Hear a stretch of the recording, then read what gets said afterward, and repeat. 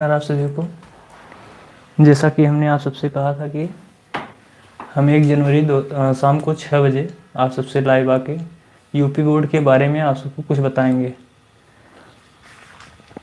तो हम उसी के ऊपर आज कुछ बताने वाले हैं कि यूपी बोर्ड में कौन से क्वेश्चन किए जाएँ, कैसे किए जाएँ, कहाँ से किए जाएँ कि हमारे नंबर अच्छे आएँ। तो हम चलते हैं अपने चैप्टर की तरफ जिसके लिए हम आए थे। तो हिंदी में हम हिंदी की बात कर रहे थे कि हिंदी में 90% के ऊपर कैसे लाएं या फिर 90 से अधिक नंबर कैसे लाएं। देखिए, कोई भी सब्जेक्ट हो तो उसमें हमको पढ़ना ज़रूरी है।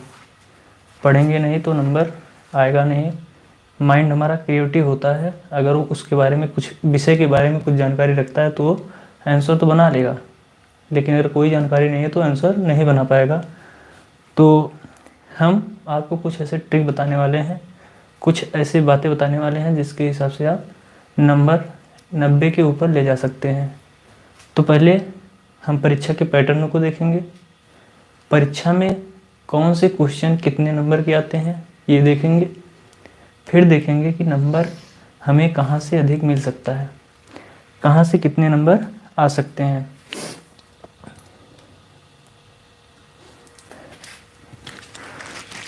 सबसे पहले तो हमें ऑप्शनल क्वेश्चन आते हैं, बहुविकल्पी। बहुविकल्पी में हमें देखना होता है कि कौन कौन से क्वेश्चन हमें आ रहे हैं या नहीं। उसमें तो लगभग 80% लोगों को सारे क्वेश्चन नहीं आते हैं, जिसकी तैयारी हम तो करवाएंगे इसके बाद वाली क्लास में। वहाँ पे हम उसकी तैयारी अच्छे से करवाएंगे कि आप सबका 100 में 100 हो जाए, मतलब 10 ऑफ 10 हो जाए। तो उसमें आपका 5 क्वेश्चन काव्य से आता है और आपका 5 क्वेश्चन गद्य से आता है। जो 5 क्वेश्चन गद्य से आता है वो आपके गद्य के इतिहास पे आता है। आपके चैप्टर के पहले दिया होता है कि हिंदी साहित्य गद्य का इतिहास। उसके बाद जो पद्य से 5 क्वेश्चन आते हैं, खंड ख करके देता है, फर्स्ट का क और फर्स्ट का ख। तो वहाँ पे काव्य के विकास के बारे में कुछ क्वेश्चन पूछता है। वहाँ के लेखक, काव्य के जो लेखक हैं और उनकी रचनाओं के बारे में कुछ क्वेश्चन पूछता है, उनकी विधाएं पूछ लेता है। तो उसके अकॉर्डिंग हम उनको पढ़ेंगे इसकी अगली क्लास में। तो दूसरा जो होता है हमारा खंड आता है, जो कि एक गद्य से, जो हमारा गद्य का पाठ होता है, हमारा पाठ कोई भी है, ठीक है। जैसे हमने कोई भी पाठ पढ़ लिया है, ठीक है, वासुदेव शरण अग्रवाल जी का या फिर डॉक्टर हजारी प्रसाद जी का। तो उन्हीं के चैप्टर से, उन्हीं की बुक में से गद्य का 2 भाग देता है, 2 खंड देगा अथवा करके, या फिर आप इसको करिए या इसको करिए। तो दोनों में से हमको एक ही करना होता है, दोनों में से एक करना होता है। उस पर 5 क्वेश्चन दिए होते हैं, 5 प्रश्न दिए जाते हैं। जैसा कि इस पे दे देगा कि आप संदर्भ लिखिए।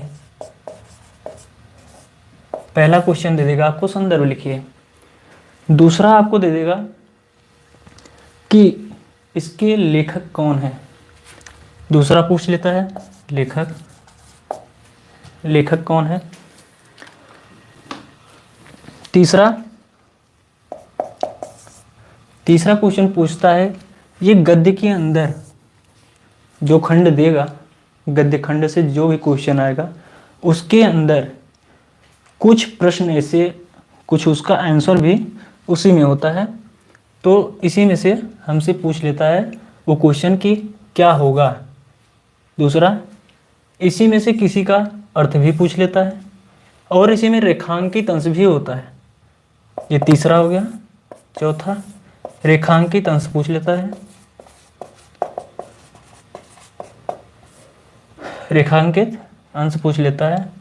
और 5वां क्वेश्चन जो पूछता है वो इसी सिलेबस के अकॉर्डिंग जो खंड दिया होता है उसी में किसी शब्द का अर्थ पूछ लेगा, या फिर उसमें जो संदर्भ हमने लिखा है उसी में गद्य खंड का जो खंड होगा उसमें से वो एक क्वेश्चन उठा के और दे देगा, मतलब 2 क्वेश्चन आपको उसी खंड से देगा जो हमारा 4 नंबर बनाता है। ठीक है, अगर हमको आंसर गद्य से आंसर निकालना आएगा, खंड से आंसर बनाना आएगा, तो हम 4 नंबर पा सकते हैं। लेकिन ये कैसे होगा, इसके लिए हम अलग से वीडियो बनाएंगे, आप सबको वो वीडियो देख लेनी होगी, तो आप आगे कर सकेंगे। जो हमारा 4 नंबर ये सेफ हो गया। अगर हमको संदर्भ पता है लिखना, संदर्भ हमको लिखना आता है, तो हमारा 2 नंबर और सेफ हो जाएगा। और अगर लेखक का नाम भी पता हो जाता है, लेखक जो हैं उनका नाम भी पता हो जाएगा, तो ये भी 2 नंबर हमारा सेव हो जाएगा। ठीक है, ये जो क्वेश्चंस होते हैं 10-10 नंबर के होते हैं। ठीक, दूसरे का जो का होता है ये 10 नंबर का, मतलब खंड का, जो हमारा गद्य खंड का आएगा वो 10 नंबर का होगा, और जो पद्य खंड का आएगा वो भी 10 नंबर का होगा। तो ये था हमारा गद्य खंड का। गद्य खंड में हमारे 5 प्रश्न आ गए। काव्य में कैसे पूछता है, काव्य खंड में कोई भी आपको 4 लाइन का काव्य दे देगा, जो भी होगा उसी के हिसाब से। तो उसमें वो पहले तो कवि का नाम पूछ लेगा, दूसरा संदर्भ पूछेगा, संदर्भ तो सारे शब्दों में पूछता है। ठीक है, तीसरा अर्थ पूछता है, उसमें रेखांकित अंश दे देगा, उसका अर्थ पूछेगा। ये सब कैसे किया जाता है, इसके लिए हम अलग से वीडियो बनाएंगे, उसमें आप सबको देखना है। फिर उसमें से आपको क्वेश्चन 2 बनाएगा, जैसे पिछले वाले गद्य में बना रहा था वैसे वो काव्य से अब बनाएगा क्वेश्चन, तो हमको उसमें से देखना होगा। 2 क्वेश्चन वो उसमें से बनाएगा। लेकिन अगर देखिए गद्य खंड में क्या है, हमको आंसर तुरंत दिख जाता है। काव्य में अगर हमको काव्य खंड का अर्थ पता रहेगा तभी आंसर मिलेगा, नहीं तो आंसर मिलने वाला नहीं है। इसलिए हमको काव्य की जानकारी भी होनी जरूरी है। अगर काव्य हमको अच्छे से पता है, काव्य हम अच्छे से पढ़े हैं, तो हम काव्य खंड का ये 4 नंबर सेव कर सकते हैं। लेकिन ये 4 नंबर सेव करना गद्य की तरह आसान नहीं है। जिस प्रकार से गद्य में आसान होता है कि हम देख के तुरंत नंबर को, अपने आंसर को निकाल लेते हैं, लेकिन काव्य में ऐसा नहीं होता है। काव्य में क्या है, काव्य में आपको पूरा अर्थ आना चाहिए। जितना काव्य दिया है, जितना काव्य खंड दिया है, उसमें हमको पूरे का अर्थ आना चाहिए। अगर पूरे का अर्थ आ रहा है तो हम कर सकते हैं, नहीं तो नहीं कर सकते ये चारों। लेकिन कवि का नाम शायद सबको पता रहता है, संदर्भ भी सबको आता है, अर्थ, रेखांकित अंश, ये तीन अगर अर्थ आता रहेगा तभी आएगा। अर्थ, अगर अर्थ पता रहेगा हमको तभी ये तीनों हम लिख पाएंगे, ये 3 क्वेश्चन कर पाएंगे, नहीं तो नहीं कर पाएंगे। यहाँ से हमको 4 नंबर मिलेंगे। लेकिन अगर आपको ये 6 नंबर लेना है तो आप हमसे जुड़ेंगे, आप हमसे जुड़ जाएंगे तो हम आपको ये भी बता देंगे कि कैसे यहाँ से भी नंबर निकाला जाएगा। इसके बाद हमारा काव्य का ये हमारे पूरे टोटल 20 नंबर के थे गद्य और पद्य से। इसके बाद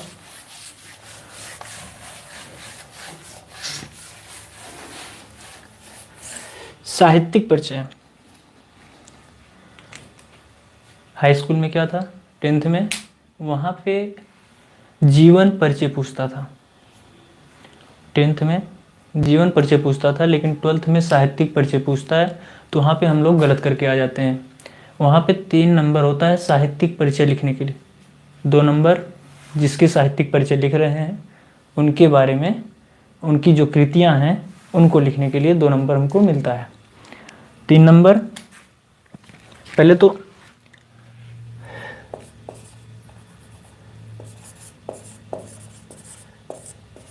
लेखक का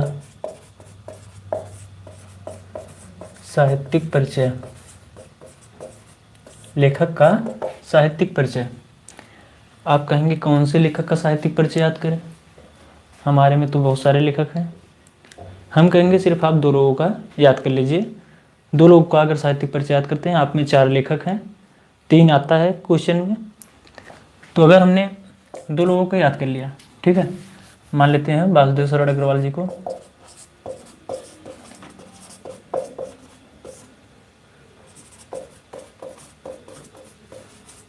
वासुदेव शरण अग्रवाल जी और डॉक्टर एपीजे अब्दुल कलाम का।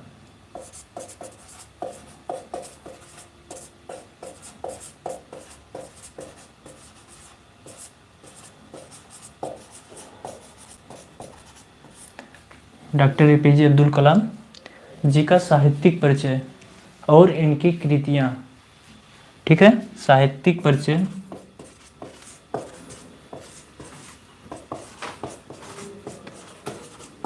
इस पे 3 नंबर मिलेगा, और जीवन और इनकी कृतियों पर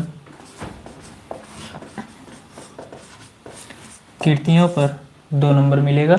टोटल हमको 5 नंबर मिलेंगे। गद्य भाग के लेखकों का साहित्यिक परिचय लिखने पर साहित्यिक परिचय के साथ उनकी कृतियां भी लिखनी पड़ती हैं, ठीक है। तो यहाँ तो हम एक मॉडल बता रहे हैं, ठीक है, एक मॉडल के पेपर कैसा आता है, पेपर को हल कैसे करना है, इसको पढ़ाएंगे हम कल से। कंटिन्यू आप सबकी क्लास रहेगी, 12th वालों के लिए हिंदी कंटिन्यू चलेगी इसमें।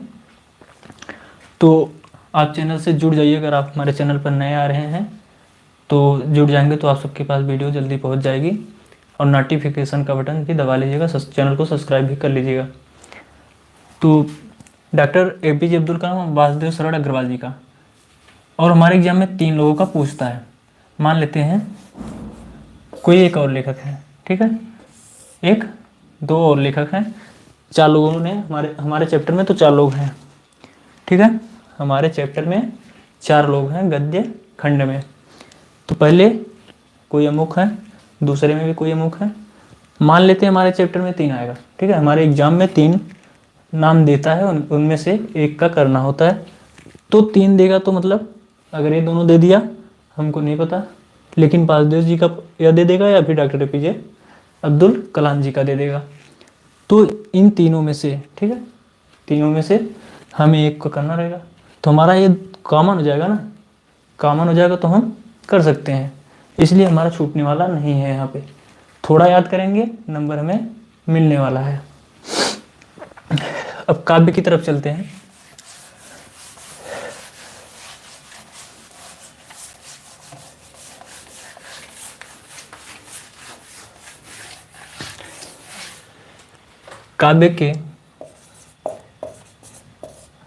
काव्य में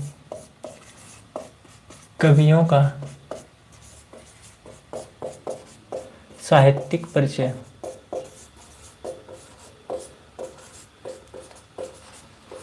काव्य में साहित्यिक परिचय,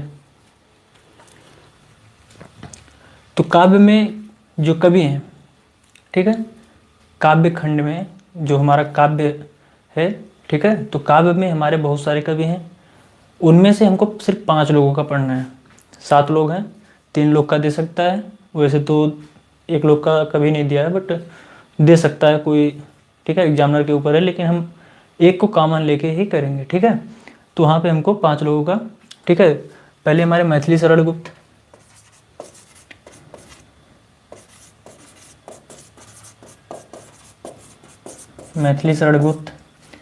इसके बाद जयशंकर प्रसाद,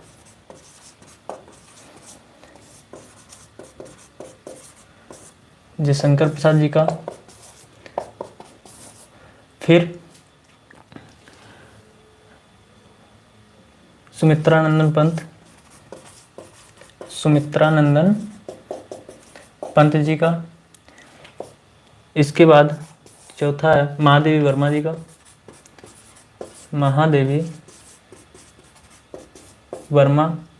इसके बाद सच्चिदानंद बादशाह अगेन,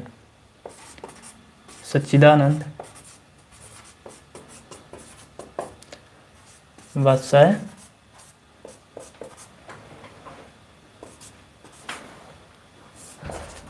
अज्ञे जी का। ठीक, इन 5 लोगों का याद कर लेना है। यहाँ पर हमें इन लोगों का याद कर लेना है, जैसा कि मैथिली शरण गुप्त, जयशंकर प्रसाद, सुमित्रा नंदन पंत, महादेवी वर्मा, सच्चिदानंद, हीरानंद, वात्स्यायन अज्ञे। ठीक, सच्चिदानंद, वात्स्यायन अज्ञे। ठीक, फिर 5 लोगों का साहित्यिक परिचय पढ़ना है। साहित्यिक परिचय में इनके कृतियों को भी पढ़ना है, जो कि 2 नंबर का होगा। ठीक है, कृतियाँ याद करना मत भूलिएगा, क्योंकि ये आपके जो 10 नंबर ऑप्शनल होते हैं, 10 नंबर का जो आपका क्वेश्चन आता है, तो यहाँ से भी क्वेश्चन मिल जाते हैं, पकड़ में आ जाते हैं। वहाँ से हमारे 1-2 नंबर बनने के चांस रहते हैं, अगर हम कृतियाँ याद कर लिए हैं कि वात्स्यायन अज्ञे जी का है, महादेवी वर्मा जी का है, जिनका भी है। ठीक है, फिर अगला होता है हमारा कहानियों का सारांश लिखना।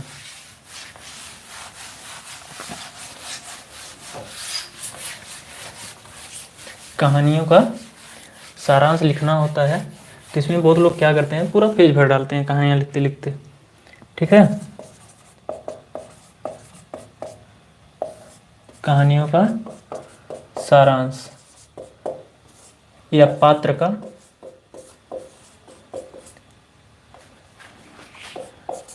का चरित्र चित्रण करना होता है। ठीक, कहानियों का सारांश या पात्र का चरित्र चित्रण। तो यहाँ पे हम बहादुर कहानी और पंचलाइट, बहादुर और पंचलाइट का सारांश याद करेंगे, क्योंकि इम्पोर्टेंट है। 3 कहानियाँ हमको पढ़नी है, 3 में से 4 देता है। ठीक है, अथवा करके एक देगा, जैसे दे दिया बहादुर अथवा ध्रुव यात्रा कहानी का सारांश लिखिए। दूसरा दे देगा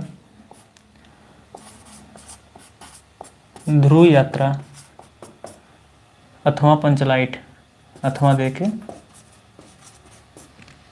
यहाँ भी अथवा पंचलाइट कहानी का उद्देश्य लिखिए। ऐसा करके हमें 4 ये ऑप्शन दे देता है कि चारों में से आप चाहे जो कर लो। तो चारों में से अगर हम बहादुर का या पंचलाइट का याद करें तो ऊपर नीचे करके लिख सकते हैं। अगर हमें मान लीजिए बहादुर अथवा ध्रुव यात्रा का याद कर लिया है, तो कहानी का सारांश पूछ रहा है बहादुर अथवा ध्रुव यात्रा, तो सारांश हम लिख देंगे। लेकिन अगर यही चीज़ अगर कहानी के उद्देश्य में पूछ लिया, तो हमको कहानी के बारे में थोड़ा सा लिख के उसके बाद उद्देश्य हेडिंग डाल के लिखना है। जैसे सारांश अगर लिखना है तो सारांश हेडिंग डालते हैं, वैसे सारांश लिखने के लिए सबसे पहले किस कवि ने लिखा, किस लेखक ने लिखा है, लेखक जी कहना चाहते हैं, इस कहानी में हमें बताना चाहते हैं, उद्देश्य लिखने के लिए बता रहे हैं। तो इसके लिए अलग से वीडियो बनेगी, अगर ये इस वीडियो में जाएगा तो बहुत ज़्यादा लंबा हो जाएगा। तो यहाँ पे हमको ऐसे लिखना है, यहाँ पर हमको इसको या इसको लिखना होता है। ठीक है, बहुत लोग हैं कि पूरा लिख देते हैं, इसमें से एक लिख देंगे, इसमें से भी लिख देते हैं। ठीक है, तो ये भी हमारा 5 नंबर का होता है, इसमें कंप्लीट 5 नंबर मिलते हैं। ठीक है, कटता किसी का नहीं है, बहुत ज़्यादा 1 नंबर काट लेते हैं बस। ठीक है, तो कहानी लेकिन हमको याद होनी चाहिए, और जिस कहानी के बारे में लिख रहे हैं वहाँ आगे डाल देना है बहादुर का सारांश। ठीक है, बहादुर कहानी का सारांश हमको डाल देना है और उसमें लिखना भी है। ठीक, तो इसके आगे पूछता है खंड काव्य, खंड काव्य बहुत पूछता है, ठीक है। तो खंड काव्य के बारे में हमको जानना है, खंड काव्य क्या होता है। खंड काव्य जो है वो हर जिले का अलग अलग होता है, खंड काव्य हर जिले का अलग अलग होता है। इसके लिए हम बाद में बात करेंगे। जैसे कि जौनपुर के लिए आपका ये श्रवण कुमार खंड काव्य हो गया, उसके बाद ध्रुव यात्रा हो गया, ध्रुव यात्रा बोलने की कहानी है, ठीक है। तो ऐसे करके हर ज़िले का अलग अलग होता है। तो हर ज़िले के लिए हम उसको कल बता देंगे आपको कि कौन से ज़िले में कौन से खंड काव्य आता है।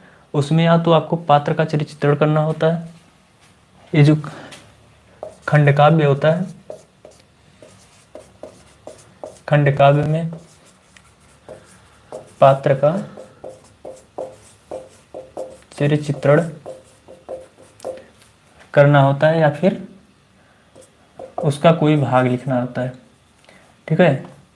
चरित्र चित्रण या कोई एक अंश दे देगा लिखने के लिए,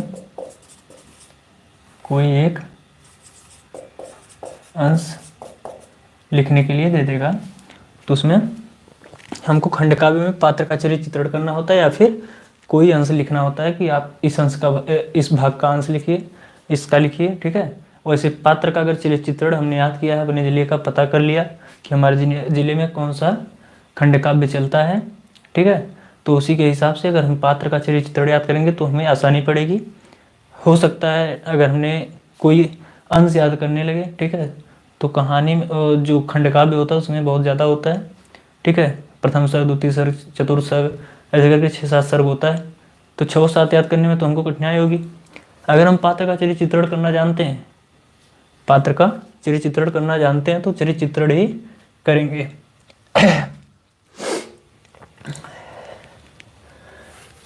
तो आपने खंड काव्य भी देख लिया, ये भी आपका 5 नंबर का होता है, खंड काव्य भी आपका 5 नंबर का आता है, ठीक है। इसके बाद आता है संस्कृत गद्य। संस्कृत गद्य का कोई खंड दे देगा, संस्कृत गद्य का कोई खंड दे देगा, उसमें से हमको 2 करना होगा, ठीक है। उसमें से हमको 2 चीज़ सिर्फ करना होगा। एक तो हमको संदर्भ लिखना होगा, एक हमको संदर्भ लिखना होगा, दूसरा हमको अर्थ लिखना होगा।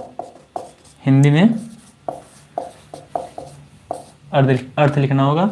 ये दोनों मिलके 7 नंबर का होते हैं।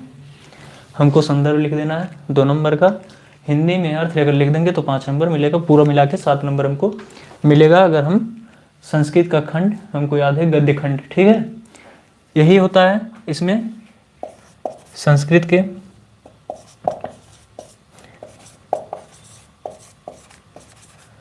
पद्य खंड में। यहाँ भी हमको कोई भी खंड दे देगा, ठीक है। संस्कृत का कोई भी 4 लाइन 6 लाइन जो भी होगा वो दे देगा, उसी में से हमको करना होगा। उसका संदर्भ लिखना होगा,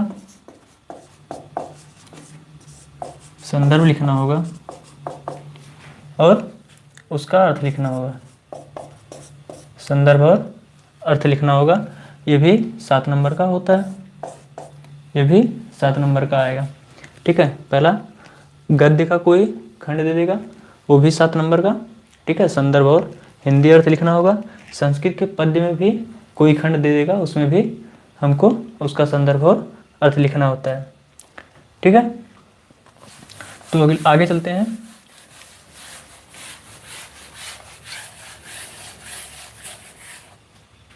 लोकोक्तियां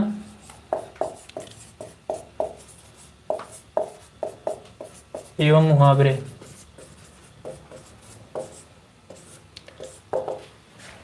इसका अर्थ और वाक्य प्रयोग पूछता है।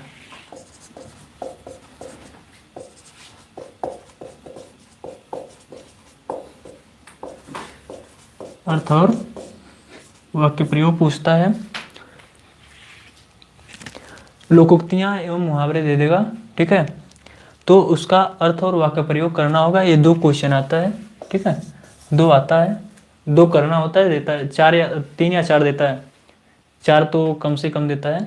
तो हमको 2 करना होता है, दोनों 2 हम आसानी से कर लेते हैं, लेकिन वाक्य प्रयोग थोड़ा ध्यान देके करना होता है। बहुत लोग हैं कि कुछ भी लिख देते हैं तो उसमें चलता नहीं। ठीक है, तो तीसरा हमारा संधि। तीसरा संधि है। संधि में हमको दीर्घ संधि, दीर्घ संधि, यड़ संधि, गुण संधि और अयादि संधि। दीर्घ संधि, यड़ संधि, गुण संधि और अयादि संधि, इन चारों में से हमको 3 देगा करने के लिए संधि।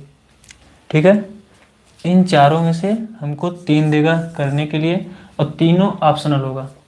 ठीक है, तीनों ऑप्शनल होगा। जैसे विद्यालय का दे दिया, ठीक है, विद्यालय का दे दिया तो कुछ भी दे देगा।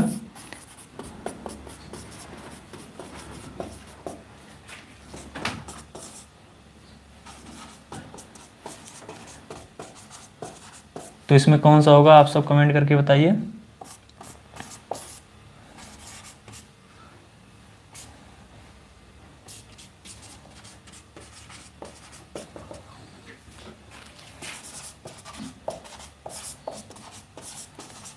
इसमें से कोई नहीं।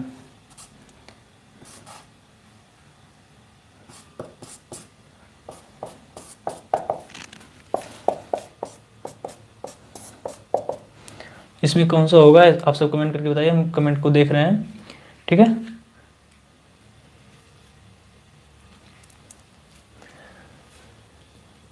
तो ये 4 संधि हो गई। ठीक है, चारों संधि में हमको 3 संधि करने के लिए देगा। जैसे विद्या धनालय दे दिया, तो इसमें कौन सा सही होगा आप सब बताएं, हम ऑप्शन के लिए छोड़ देते हैं इसको। ठीक है, आगे बताते हैं। तो दीर्घ संधि, यड़ संधि, अयादि संधि और आपका गुण संधि था। ठीक है, तो चारों संधि हम पढ़ेंगे। ठीक है, दूसरी वीडियो में। आप सब लगातार हमसे बने रहिए। ठीक, फिर हमारा आ गया विभक्ति पहचान आता है। ठीक है, विभक्ति और वचन, विभक्ति और वचन पहचान करने के लिए देता है। ठीक है, कौन सी विभक्ति है और इसका वचन क्या है। ठीक है, तो संज्ञा में देता है वो। संज्ञा में वो देगा आपको आत्मन और नामन में। आपको ये दोनों शब्द रूप पढ़ लेना है। संज्ञा का शब्द रूप है, आपकी किताब के पीछे देता है। ठीक है, तो आपको ये पढ़ लेना है और सीरीज से इसका प्रैक्टिस कर लेना है। इसको पढ़ लेना है और सीरीज से इसका प्रैक्टिस कर लेना है, आत्मन और नामन। ठीक है, इससे बाहर और कुछ नहीं, इसमें से हमको सिर्फ यही पढ़ना है। ठीक, फिर शब्दों में सूक्ष्म अंतर देता है। ठीक है, शब्दों में सूक्ष्म अंतर देता है कि कौन सा अंतर सही है। ठीक है, सूक्ष्म अंतर देगा, कौन सा अंतर, एक शब्द देगा। ठीक है, 4 देंगे, 4 क्वेश्चन दे देगा आपको कि शब्दों को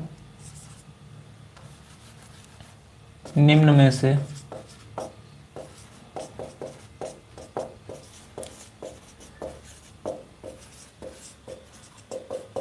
किन्हीं 3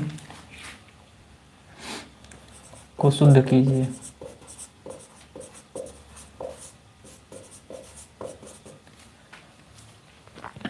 ठीक है, ये आपका शब्दों में सूक्ष्म अंतर होगा। ठीक है, शब्दों में सूक्ष्म अंतर वाला आपका 2 होता है। ठीक है, 2 होता है। जैसे एक सूत और सूत।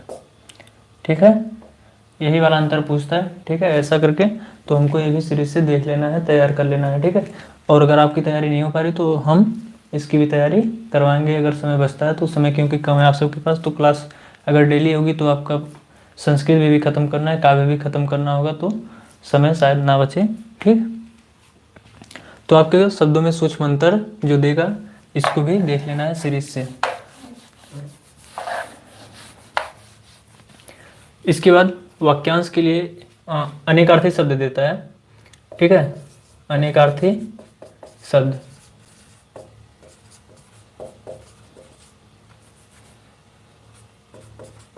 अनेकार्थी शब्द देगा। अनेकार्थी शब्द क्या होता है? जिसके एक अर्थ, ठीक है, जिसका जिन शब्दों का अर्थ एक हो। ये बहुत सारे शब्द होते हैं, ठीक है, तो कई शब्दों का अर्थ एक ही होता है, तो वही अनेकार्थी शब्द होते हैं, ठीक है, तो वही अनेकार्थी शब्द होते हैं। तो अनेकार्थी या पर्यायवाची शब्द, ठीक है, पर्यायवाची भी कर सकते हैं, पर्यायवाची शब्द हमको पढ़ने हैं, ठीक है। तो इसको 2 लिखना होता है, एग्जाम में सिर्फ 2 लिखना होता है। अगर बादल का दे दिए तो बादल का हमको 2 ही लिखना होगा, 3 नहीं लिखना है, ठीक है। फिर वाक्यांश के लिए एक शब्द, वाक्यांश के लिए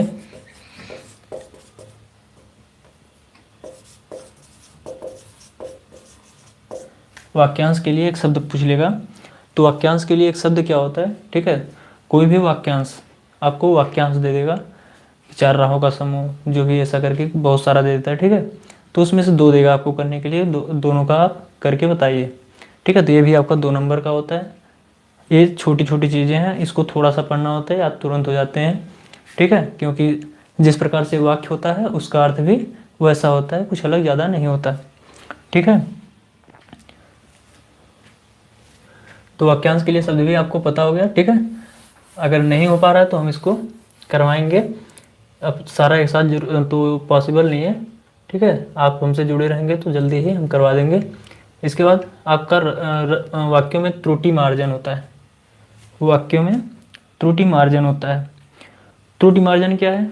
कोई भी वाक्य दे दिया, सूरज पूरब से निकलता था, अभी भी निकलता है, ठीक है, तो सूरज पूरब से निकलता है, ऐसा हमको उसको लिखना होता है, ठीक है, शुद्ध करके। वो कुछ भी गलत सलत दे देता है तो उसको शुद्ध करना होता है। इसको 1 या 2 बार पढ़ लेंगे तो भी समझ में आ जाएगा, ठीक है, कि कौन सा शुद्ध होता है, कौन सा अशुद्ध होता है, क्या गलत है क्या सही है, ठीक। फिर रस आता है, ठीक है, रस पढ़ना होता है।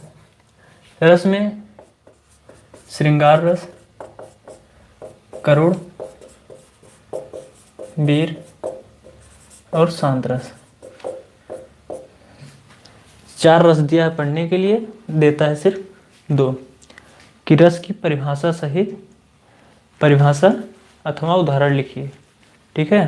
परिभाषा आप लिखने के लिए बोलेगा या फिर उदाहरण बोलेगा। आपको दे देगा श्रृंगार रस अथवा करुण रस का उदाहरण अथवा परिभाषा लिखिए, ठीक है।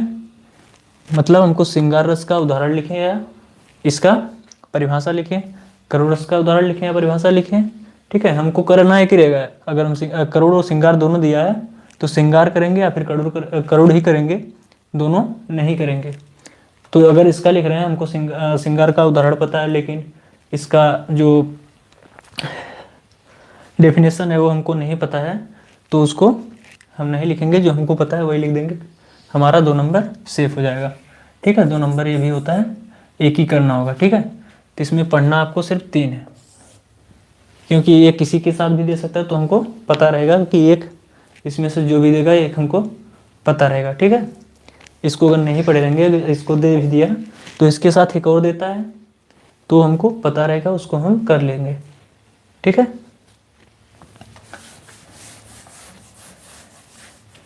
इसके बाद आपका अलंकार देता है। अलंकार देता है, अलंकार में आपका शब्दालंकार और अर्थालंकार होता है। शब्दालंकार में आपके अनुप्रास, यमक,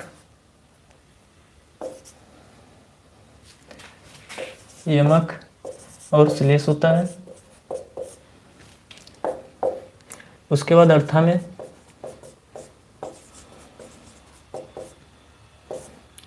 आपका उपमा,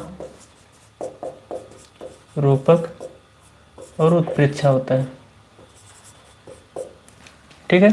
ये भी देगा 2 ही, ठीक है। तो इसमें 5 पढ़ना पड़ेगा, ठीक है, या फिर इसमें से 2, इसमें से 2, 4 ही पढ़ना होगा, ठीक है, क्योंकि अगर देगा तो एक इसमें से देगा, एक इसमें से देगा। ये उत्प्रेक्षा तो बहुत ज़्यादा देता नहीं, कभी कभार दे देता है, बाकी तो हमेशा से यही रूपक या उपमा और यमक या अनुप्रास पूछता है। अनुप्रास तो बहुत कम पूछता है, यमक ज़्यादा पूछता है। ठीक है, तो हम ये 4 अलंकार को पढ़ेंगे। ठीक है, तो व्याकरण की क्लास आपकी कल से स्टार्ट होगी। बाकी जो आपका गद्य और पद्य बचेगा, व्याकरण 2 या 3 दिन 4 दिन में ख़त्म हो जाएगा, तो आपका गद्य और पद्य स्टार्ट होगा।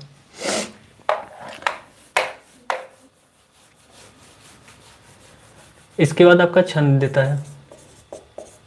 छंद देता है,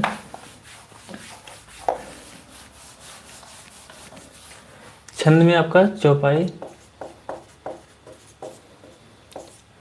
दोहा या सोठा, यही 3 रहेगा, इसमें से 2 देगा। ठीक है, तो इसमें से हमको 2 ही पढ़ना है। ठीक है, चौपाई, दोहा, सोठा, तो इसमें से हमको 2 पढ़ना है, चौपाई और दोहा।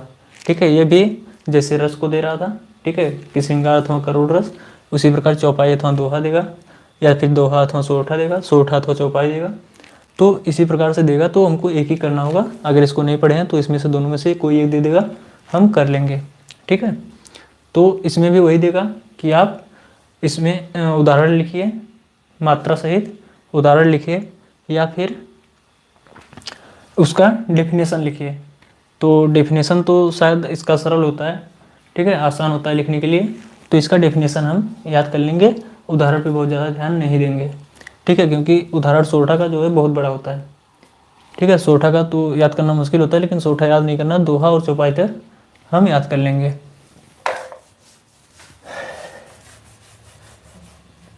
इसके बाद एक देखा पत्र लेखन।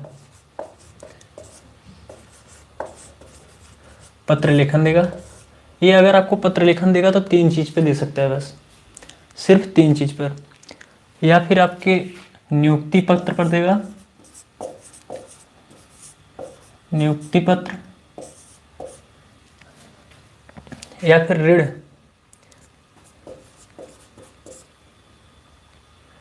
ऋण प्राप्त करने के लिए,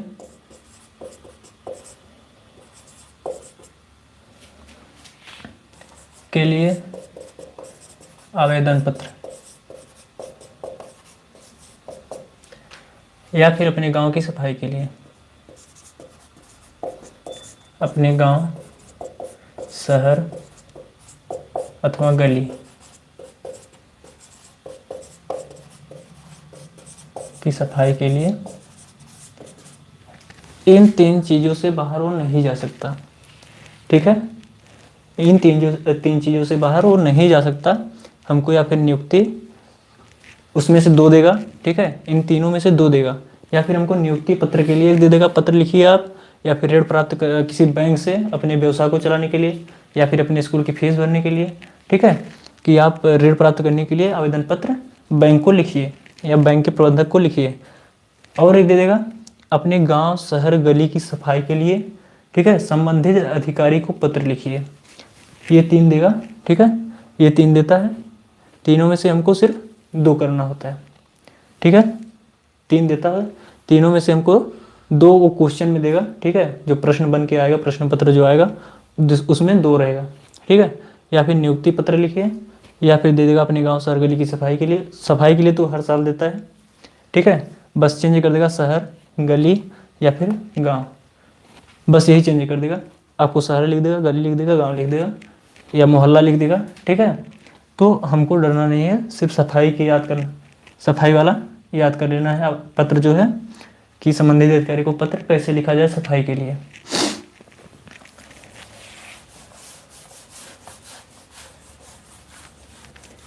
इसके बाद आता है निबंध। इसके बाद निबंध लिखना होता है।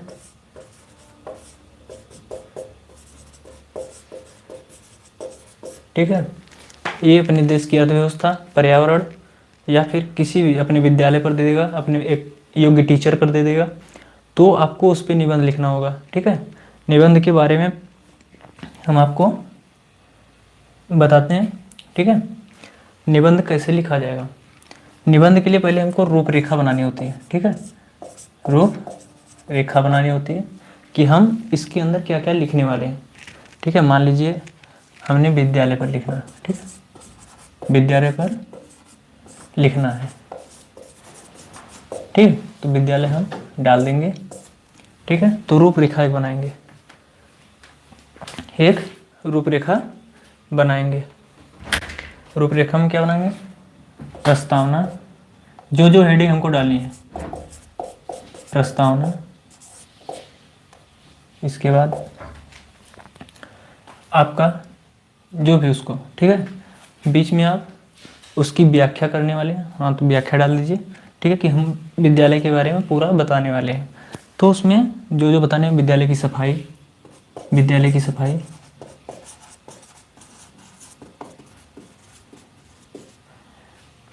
अनुशासन, अनुशासन, ठीक है। उसके बाद हमको जो भी और कुछ हेडिंग डालनी होती है, वैसे तो बहुत लोग बहुत सारा भर डालते हैं, ठीक है, बहुत सारा हेडिंग डाल देते हैं, तो हमको सिर्फ अच्छी हेडिंग डालनी है। देखने के बाद जो टीचर चेक कर रहा है, ठीक है, तो उसको 7+2 देने का हक होता है, ठीक है, 7+2, 7 नंबर वो आपको देगा लिखावट पे, ठीक है, आप लिख कैसे रहे हैं, ठीक है, 7 नंबर आपको लिखावट पर देगा, और 2 नंबर वो आपको देगा किस प्रकार से आपने लिखा है। अच्छा लिखा है तो आपको 2 नंबर या 1 नंबर देगा, ठीक है, पूरा तो देना पॉसिबल नहीं उनके लिए, 1 नंबर या 1.5 नंबर आपको दे देगा, ठीक है। तो यहाँ से हमारा ज़्यादा नंबर बनने वाला है। अब हम आपको बता रहे हैं नंबर हमारे बनते कहाँ से हैं, ज़्यादा नंबर कहाँ से बनेंगे।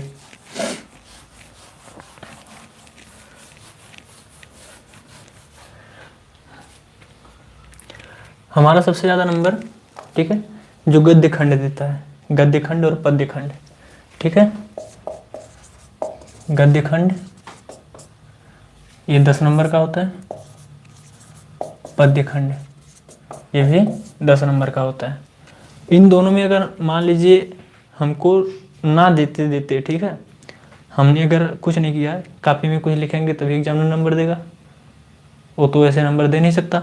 तो कापी में कुछ ना कुछ लिखिए, ठीक है, क्वेश्चन का आंसर नहीं पता है लिख डालिए, कुछ भी लिख डालिए, लेकिन उसी के अकॉर्डिंग लिखिए, ठीक है।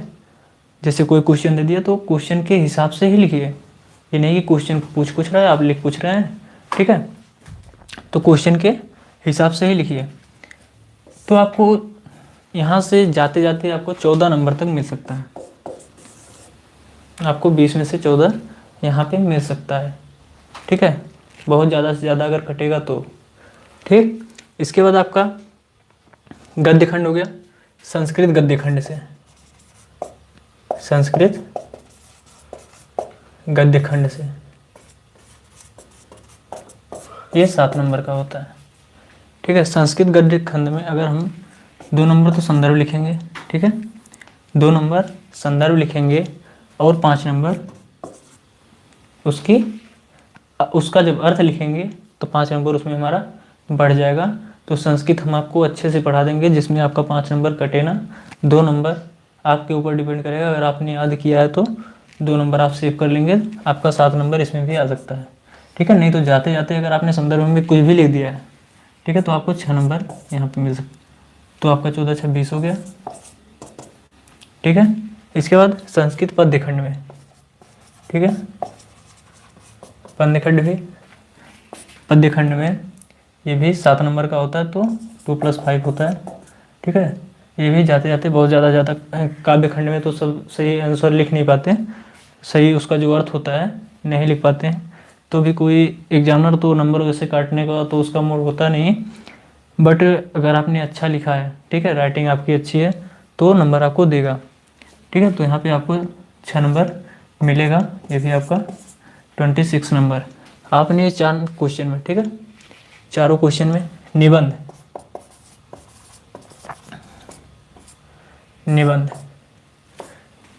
पे आपका 9 नंबर है, 9 नंबर में से तो आप 7 नंबर पा ही सकते हैं, ठीक है, 9 में से 7 आपका टोटल 33, ठीक। आपने 33 नंबर पा लिया। इसके बाद हमारा ऑन नंबर कहाँ है, ठीक है, रस छंद अलंकार, इसमें हमारे 6 नंबर हैं, ठीक है। हम इसको अगर अच्छे से पढ़ लिए तो हमारे 6 नंबर बच जाएंगे। रस छंद अलंकार में हमारे 6 नंबर बच जाएंगे, बहुत ज़्यादा पढ़ना नहीं होता, हम उसकी तैयारी आपको करवा देंगे सिर्फ 1 दिन की क्लास में, ठीक है, रस छंद अलंकार तीनों की, ठीक है। तो ये भी हमारे 6 नंबर। इसके बाद संधि 3 नंबर का होता है, संधि विच्छेद, ठीक है, जो होता है तो उसको सही खोजना होता है कि कौन सा सही है, टिक करना होता है, ये भी हम आपको पढ़ा देंगे, आपको बता देंगे कौन सा कैसा होता है, तो आप भी इसमें भी पूरा नंबर ले लेंगे। तीनों ये 6 नंबर का होता है, वो भी 6 नंबर का होता है तीनों, ठीक है। फिर आपका पत्र लेखन जो है, पत्र लेखन आप याद करेंगे तभी याद होगा, ठीक है, याद तो करने वाली चीज़ नहीं है, आपको बनानी है, ठीक है, आप बनाना है, आपको 1-2 बार पढ़ लेना है, इसके बाद उसको बार बार बनाना है, कभी शहर पे, कभी गली पे, कभी मोहल्ला पे, कभी गांव पे, तो कभी जिले पर, ठीक है, कभी ब्लॉक पर, आप ऐसे बना बना के उसको कई बार लिखेंगे तो अपने आप याद हो जाएगा और आप एग्ज़ाम में लिख पाएंगे, ठीक है। तो इसमें भी आपका 6 नंबर, ये आपका टोटल हो गया 18, 18, 3, 21, 21, 51 नंबर, ठीक है। यहाँ पर हमने 51 पा लिया, बचा हमारा 10 नंबर जो ऑप्शनल था वो बचा है, ठीक है। इसके बाद हमारा रस छंद अलंकार भी हो गया, संधि भी हो गया, ठीक है। तो खंड काव्य, खंड काव्य और कहानी का सारांश, ठीक है, 5-5 नंबर का होता है। 5-5 में से अगर हम कहानी का सारांश, ठीक है, कुछ भी लिख रहे हैं, ज़्यादा से ज़्यादा 4 लाइन, 5 लाइन, 6 लाइन लिख दिए तब भी हमारा पूरा हो जाएगा, पूरा नंबर मिलने वाला है, ठीक है। तो ये 5 और खंड काव्य में हमारे 4 नंबर मिलेंगे अगर हमने पात्र के चरित्र चित्रण कर दिया, पात्र का चरित्र चित्रण कर दिया तो 4 नंबर यहाँ पे, पूरे टोटल 60 नंबर। इसके बाद लेखक का साहित्यिक परिचय और कवि का साहित्यिक परिचय, ठीक है, ये भी 5 नंबर का होता है। तो लेखक का साहित्यिक परिचय लिखेंगे तभी हमको नंबर मिलेगा, जीवन परिचय लिखेंगे तो 1 नंबर 2 नंबर काट लेगा, साहित्यिक परिचय लिखकर उसकी कुछ कृतियों को लिख दिए हैं तो हमारा 5 नंबर सेफ हो जाता है, कहानी में भी और काव्य में भी, ठीक है। तो यहाँ पे भी हमारा टोटल 60 नंबर हुआ था, तो उसमें हमारा 10 नंबर सेफ होता है, ठीक है। हम बता देंगे कैसे सेव किया जाएगा, ठीक है, पूरा नंबर कैसे लिया जाएगा उसको हम बता देंगे। तो हमारा टोटली 70 नंबर हो गया और 70 नंबर हमारा जो है पूरा सेफ है। अब इसके बाद जितने नंबर हमको लाने होंगे उसमें हमको पढ़ने पड़ेंगे, ठीक है, अनेकार्थी, पर्यायवाची सबको पढ़ना पड़ेगा तभी हमारे पूरे नंबर आ पाएंगे। और इसमें आपको, अगर आप चैनल पर नया हैं तो चैनल को सब्सक्राइब कर लीजिए और बेल आइकन भी दबा लीजिए, ठीक है, जिससे अब लाइव क्लास आपकी 6 बजे डेली स्टार्ट होगी, 6 बजे आपकी हिंदी की डेली लाइव क्लास चलेगी। इसके बाद अगर समय मिलता है तो हम अपलोडेड क्लास भी डाल देंगे, ठीक है, तो आपका जिससे समय से पहले सिलेबस ख़त्म हो जाए, ठीक है। तो इसी के साथ आज के लिए बाय बाय, मिलते हैं अगले दिन।